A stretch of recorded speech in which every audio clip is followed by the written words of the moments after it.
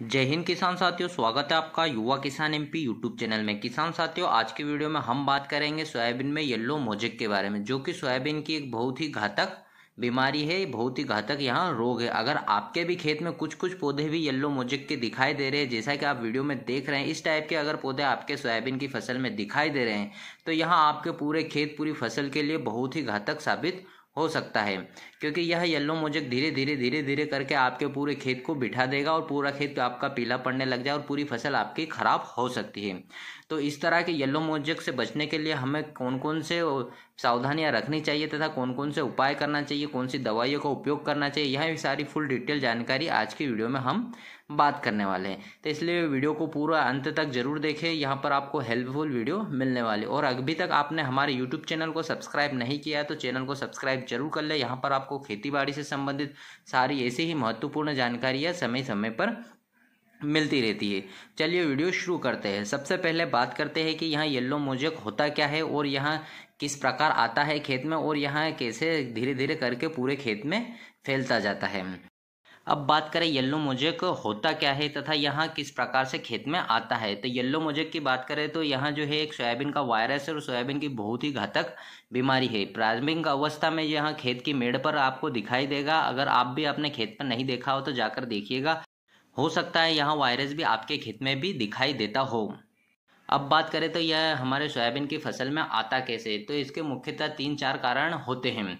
Number 1 तो यह है कि जैसे इस समय अभी लगातार बारिश होती जा रही है तथा सोयाबीन की फसल में अभी नमी बनी हुई है, सोयाबीन में बिल्कुल भी जो है सूखापन नहीं आ पा रहा है, तो इस कारण से भी यहाँ एक कारण इसका हो सकता है। तथा दूसरा कारण होता है इसका इंसेक्ट का, मतलब गलत कीटनाशक का आपका प्रयोग करना।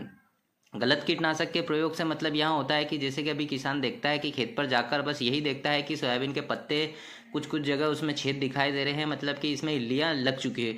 बस सिर्फ वही दवाई लेकर आता है जिससे सिर्फ इल्लियाँ खत्म होती है, लेकिन इसमें वाइट फ्लाई एसिड जैसे बहुत सारे कीट होते हैं, उनके लिए वहाँ कोई सी भी दवाई का उपयोग नहीं करता है। तो इसलिए अगर गलत दवाई का भी चयन आप करते हैं जिससे कीट बच जाते हैं, तो उस कारण से भी यहाँ येलो मोजेक आपके सोयाबीन की फसल में आता है। तथा तीसरा कारण होता है गलत सीड का चयन करना, मतलब गलत बीज का आपका चयन कर लेना। अगर आपका बीज ही बीमारी ग्रसित रहेगा तो वहाँ पौधा कैसे स्वस्थ होगा। किसान क्या है कि इस बात को बहुत ही कम ध्यान देता है कि इस साल अगर हमारी फसल में येलो मोजेक आया हुआ है तो उस सीड को वहाँ नहीं रखे, बोने के लिए उस बीज को यहाँ पर नहीं रखे, उसको बेच देना चाहिए, क्योंकि किसान इस बात पर बहुत ही कम ध्यान देता है। वहाँ येलो मोजेक वाले बीज को ही रख लेता तथा अगले साल फिर से उसी बीज को लगा देता है। तो उस कारण से फिर यहाँ पर जो येलो मोजेक आने की समस्या है, वहाँ इस कारण से भी बहुत ही ज़्यादा आपके खेत में येलो मोजेक आ सकते हैं, क्योंकि यहाँ तो प्रकृति का नियम ही है, अगर जैसा बीज बोओगे वैसी ही फसल आप पाओगे। तो इस प्रकार किसान को क्या है कि बीज का, सीड का चयन करना है, बहुत ही एक सर्टिफाइड बीज लेना चाहिए। अभी के समय तो बहुत सारे ऐसे भी सीड हैं जो कि मार्केट में अवेलेबल है, जिनकी रोग प्रतिरोधक क्षमता बहुत ही अच्छी होती, तो इस प्रकार अच्छे सीड का चयन करके किसान को यह बीज लगाना चाहिए। अब बात करें कि यह जो येलो मोजेक जो वायरस होता है, इसको आप कंट्रोल किस प्रकार से कर सकते हैं तथा अपने खेत में अपने फसल को कैसे बचा सकते हैं, कौन सी दवाइयों का उपयोग करना चाहिए जिससे आपका येलो मोजेक आगे खेत में नहीं बढ़े तथा वहीं पर उसको कंट्रोल हम कर सकें।